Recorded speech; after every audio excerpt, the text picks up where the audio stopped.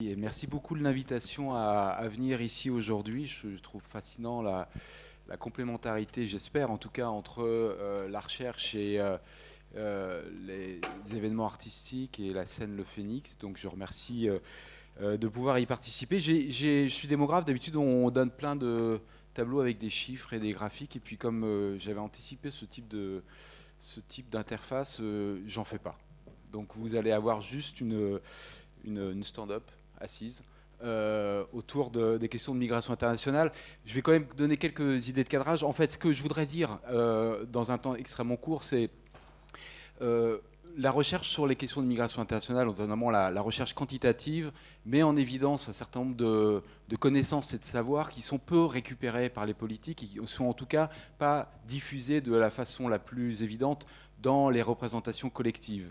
Et nous vivons en Europe depuis une quarantaine d'années maintenant dans l'idée que le continent est sous pression migratoire extrêmement élevée, qu'il y a des invasions continue de populations cherchant à rentrer pour pouvoir bénéficier des conditions de vie bien supérieures à celles qu'elles peuvent connaître dans les pays d'origine, notamment les pays du Sud. Et donc cette représentation-là conduit à des politiques de fermeture, des politiques d'immigration qui sont continues, qui ont été reconduites, j'y reviendrai à la fin. Et il y a une doxa qui s'est construite, en tout cas une idée centrale, qui est que on ne peut pas laisser libre cours à cette circulation des personnes, alors même qu'il y a énormément de circulation qui se produit par ailleurs, de touristes notamment, mais il faut donc limiter, trouver les moyens de contrôler, et ces contrôles se font de plus en plus de façon dense. Et ils ont des conséquences évidemment qu'on aura l'occasion de parcourir avec les autres présentations.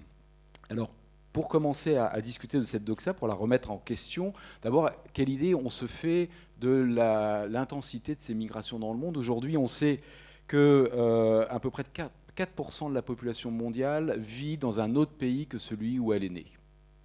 Bon, c'est pas si spectaculaire que ça quand on y réfléchit. Évidemment, ce chiffre général varie considérablement selon les territoires dont on va discuter. Et donc, quand on rapproche la focale sur les pays de grande mobilité, ces chiffres-là peuvent atteindre 20, 30, 40, 50%, même parfois. Donc, on a simultanément finalement une idée de circulation limitée en termes de migration dans le monde, et en même temps une diversification, une diversité des populations liées aux migrations extrêmement forte dans les centres d'attraction, qui ne sont pas tous dans les pays du Nord. Beaucoup de pays du Sud connaissent aussi beaucoup de migrations internationales. En Europe, en 2016, qui sont la dernière année pour laquelle on a des chiffres, 4,7 millions de personnes ont migré, ce qui représente à peu près, on compte en pour mille le rapport entre les migrants et la population de l'Europe ou des pays, et ce qui représente à peu près 8 pour 1000 habitants. Ce qui n'est pas non plus spectaculaire quand on y réfléchit. 4,7 millions, dont une partie non négligeable vient de migration interne à l'Europe, c'est-à-dire de Portugais qui vont en France ou d'Italiens qui vont en Allemagne. Dans ces 4,7 millions, comme vous le savez sans doute, parce que c'est les périodes de grands flux sur ce qu'on a appelé la crise des réfugiés ou la crise des migrations, qui est en fait une crise de la gouvernance des migrations probablement plus que des réfugiés eux-mêmes. L'Allemagne a reçu une grande partie de ces mouvements.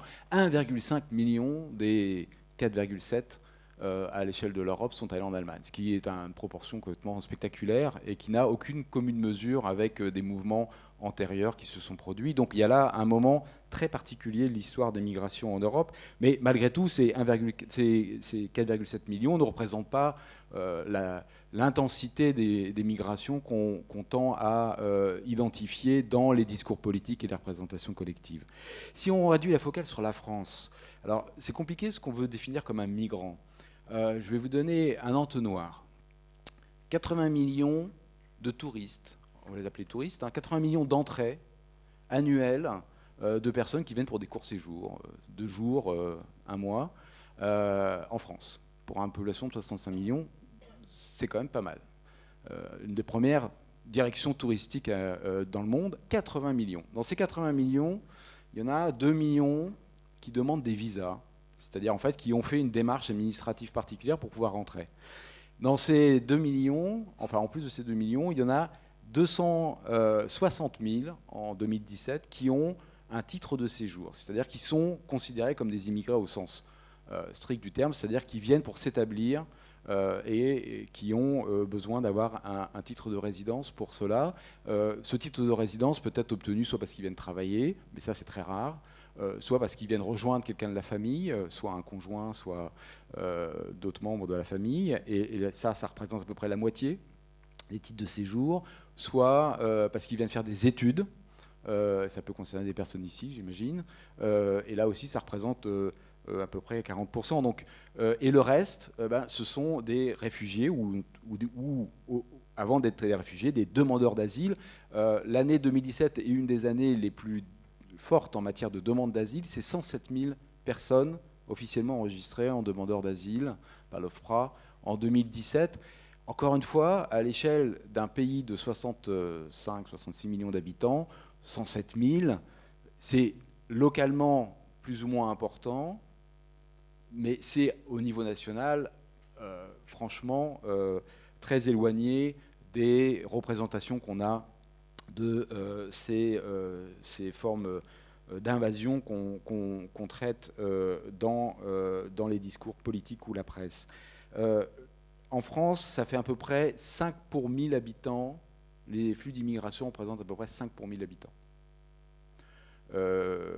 Par comparaison, l'Europe est à des niveaux assez comparables, voire même maintenant supérieurs à ce qui se produit aux États-Unis ou au Canada. Donc ça veut dire que le continent d'immigration actuel, c'est plutôt l'Europe et moins l'Amérique du Nord, ce qui est un basculement assez important. Et en Europe, bon, on a compris que ça dépendait un peu des pays, mais l'Autriche et l'Allemagne, 20 pour 1000 habitants en termes de migration, à comparer avec ces 5 pour 1000 en France. Le pays qui a le plus fort ratio entre le nombre d'immigrés par an et la population, c'est les petits pays, fatalement, et c'est le Luxembourg, 40 pour 1000. À peu près 60% des enfants qui naissent au Luxembourg sont des enfants d'étrangers. Donc le Luxembourg a une population de luxembourgeois de plus en plus réduite. Et là, c'est une problématique assez ancienne de ce côté-là. Bref, tout ça pour dire que si je sors de ce côté strictement comptable, la relation entre les flux quantitatifs et la perception de ces flux n'est pas immédiate. Elle n'est pas directe, elle est médiée par des questions sociales, des questions politiques et par l'organisation de la réception de ces flux. Et ça, c'est une deuxième question qui est sur à quoi on s'attend du point de vue des migrations. Alors d'abord, la première chose, sur les réactions à l'égard de l'immigration, il y a évidemment le débat autour de la place qu'occupe l'immigration dans la construction de la société. Et dans le cas de la France, comme de beaucoup de pays européens, en fait, l'immigration actuelle vient s'ajouter à des migrations anciennes. Et donc, en fait, quand on parle d'immigration, on parle le plus souvent, mon collègue François Héran parle d'infusion lente, c'est-à-dire qu'en fait, ce sont des vagues qui se sédimentent et qui transforment profondément la composition de la société. Bon, c'est pas à Valenciennes qu'on va l'apprendre. Et donc, dans les réactions qu'a l'opinion publique et les discours politiques, c'est moins des migrants qui viennent d'arriver dont on parle que des transformations plus générales de la société en relation à la diversité ethnoculturelle. Et il y a là une superposition entre deux questions qui ne sont pas identiques, mais qui sont traitées comme un tout, alors qu'en fait elles sont relativement indépendantes en réalité. Donc dans la représentation et la réaction à l'immigration, la plupart du temps, on parle de territoires qui ont accueilli des vagues d'immigrés dans les années, des fois à l'entre-deux-guerres, les années 50, les années 60, donc on parle des petits-enfants ou des arrière-petits-enfants parfois des immigrés, qui font partie de la société, mais qui continuent à être perçus comme étant plus ou moins des immigrés, en tout cas qui sont associés dans les représentations collectives aux immigrés qui viennent d'arriver. Et c'est ça qui renforce encore plus l'image de cet apport de l'immigration. Deuxième chose, on a une vision relativement tronquée des populations immigrées parce qu'on a cette espèce de stéréotype de l'homme peu qualifié venant chercher du travail. Or, en fait, aujourd'hui, l'immigration se sont beaucoup transformées. D'abord, elles sont très féminines. ou ce sont des migrations familiales. Bon, celles qui viennent pour le refuge sont très fortement familiales parfois, et elles sont beaucoup plus qualifiées. Les personnes immigrées sont aujourd'hui beaucoup plus qualifiées qu'elles ne l'étaient auparavant. D'abord parce que le niveau de qualification dans les pays de départ a beaucoup augmenté, et deuxièmement, il y a un effet de sélection, et contrairement à ce qu'on pense, ceux qui migrent, mais ça maintenant c'est assez bien diffusé dans la représentation médiatique, ceux qui migrent ne sont pas les plus pauvres des pays de départ. Ça demande des ressources pour pouvoir partir, ça demande des compétences, des connaissances, des moyens. D'abord parce que payer les passeurs, c'est cher. Donc il faut quand même avoir un minimum de choses à perdre pour pouvoir vouloir partir. Et donc c'est rarement les plus basses classes des populations des pays de départ qui partent, mais celles intermédiaires, qui ne sont pas dans les élites, mais qui sont entre les deux, et qui ont peu de perspectives dans les pays où ils sont, parce que c'est des pays en guerre, parce que c'est des pays dans lesquels la mobilité sociale est contrainte. Et donc, le niveau de qualification en fait, des immigrés est relativement élevé. Et de ce point de vue-là, les 1,5 million de réfugiés en partie accueillis par l'Allemagne, c'est plutôt une bonne chose pour l'Allemagne, contrairement à ce qu'on croit. C'est-à-dire que c'est une compétence, c'est une ressource qui peut-être au départ paraît lourde parce que les conditions d'accueil sont compliquées, mais très rapidement, en fait, ce qu'on sait, c'est que l'immigration, c'est un vecteur de développement économique et social. Donc, troisième élément, contrairement à ce qu'on pense aussi, le coût de l'immigration n'est pas aussi négatif qu'on l'imagine. Puisque, évidemment, on pense à la façon dont les comptes sociaux, par exemple, sont grevés par des populations avec faibles ressources. Et donc, du coup, on imagine souvent que, ça c'est le discours de certaines forces politiques, les immigrés, ça coûte cher. Bah, en réalité, quand on fait les calculs, c'est pas vrai. C'est pas vrai parce que, évidemment, les immigrés contribuent aussi par le travail ou par leur propre contribution fiscale et sociale. Mais surtout, en fait, ce qui compte très très cher dans les comptes sociaux, alors c'est peut-être un artefact, c'est les pensions de retraite. Or, pour l'instant, les immigrés sont quand même en moyenne plus jeunes que le reste de la population, et donc en fait, ils utilisent moins les pensions de retraite. Donc quand on fait les comptes, c'est plutôt positif. Les immigrés contribuent plus qu'ils ne reçoivent aux comptes sociaux. Donc, il y a là aussi une espèce d'image tronquée qui est les immigrés, c'est un fardeau. C'est pas vrai. En tout cas, pas comptablement, c'est pas tout à fait vrai. Quatrième point, alors par contre ça, c'est une question qui est empiriquement très compliquée à dénouer.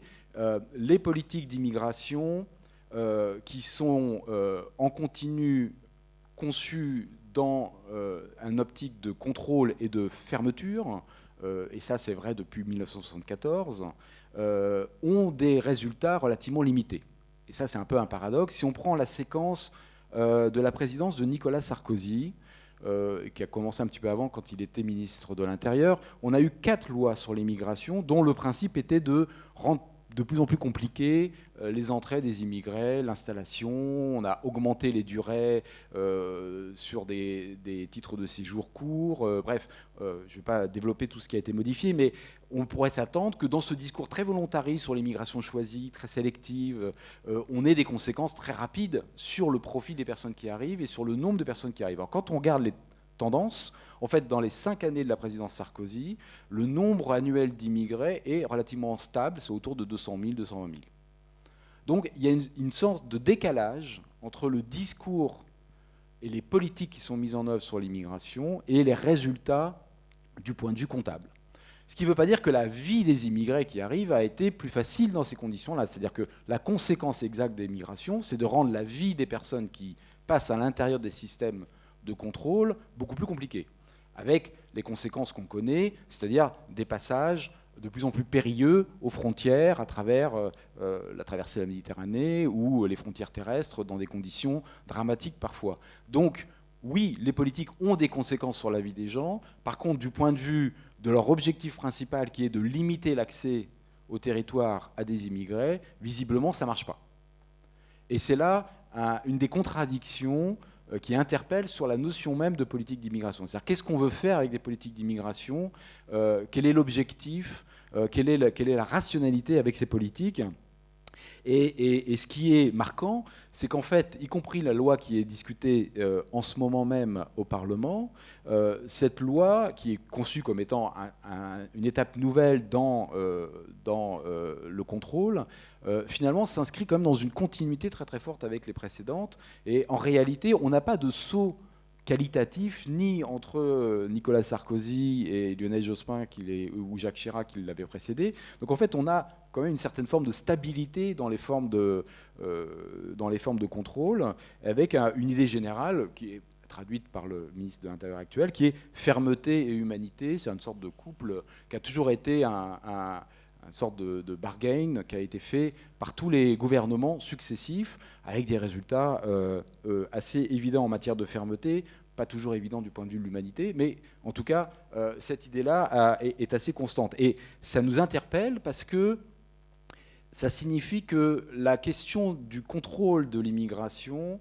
est une question qui ne se traduit pas dans les faits par des mécanismes immédiats. Et on a du mal à réfléchir, et là je terminerai là-dessus, on a du mal à réfléchir sur l'avenir des politiques d'immigration, parce que cette idée qu'on ne peut pas accueillir toute la misère du monde, je fais la phrase était plus complexe chez Michel Rocard, donc on ne va pas lui jeter la pierre, mais en tout cas, l'idée générale qu'on ne peut pas rester, on ne peut pas être dans la liberté de circulation, qui est peut-être recevable, fait qu'en réalité, on n'a pas d'alternative à ce qui est proposé aujourd'hui. On n'arrive pas à penser en dehors de la boîte. Et ça, c'est quelque chose qui concerne très fortement les chercheurs en sciences sociales sur des questions de migration, c'est qu'à part observer ce qui est mis en place, quelles sont les perspectives autres qu'on pourrait imaginer. La réponse par une sorte d'autre type de bargain qui est migration contre développement, c'est-à-dire en fait, oui, le problème c'est qu'il faudrait que les personnes arrêtent de vouloir partir de leur pays d'origine et donc soient fixées là-bas parce qu'il y a des perspectives qui vont limiter les paramètres qui les amènent à vouloir partir.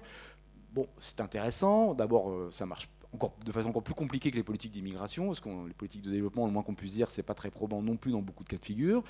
Et deuxièmement, c'est même problématique d'un point de vue philosophique. Pourquoi est-ce qu'on serait amené à limiter la circulation de certains, alors que par ailleurs, je l'ai rappelé, 80 millions de touristes en France, la circulation internationale de ceux qui viennent de pays, appelons-les les pays hégémoniques, en tout cas les pays qui ont ce privilège de pouvoir avoir une forme de libre circulation dans le reste du monde est admise aujourd'hui, elle est limitée pour d'autres pays. Et donc on a une sorte de hiérarchisation des pays dans le monde, et ça nous oblige à réfléchir sur quel est le modèle politique qui justifie ces régimes à plusieurs vitesses de circulation pour la France dans son petit périmètre, mais d'une façon plus générale dans la gestion mondiale des gouvernances. Alors je termine là-dessus, et juste j'envoie l'annonce, je fais une petite publicité, pour un numéro de la revue Mouvement qui sort la semaine prochaine, qui s'appelle « Les migrants dans la passe des gouvernances », qui revient sur la crise récente et qui développe beaucoup de discussions sur la question de la liberté de circulation et comment on peut essayer de traiter ça, et des mouvements de mobilisation et de solidarité des migrants et de leur soutien dans différentes scènes en Italie, en France, en Allemagne. Merci. Merci beaucoup, Patrick. Peut-être vous restez quelques minutes.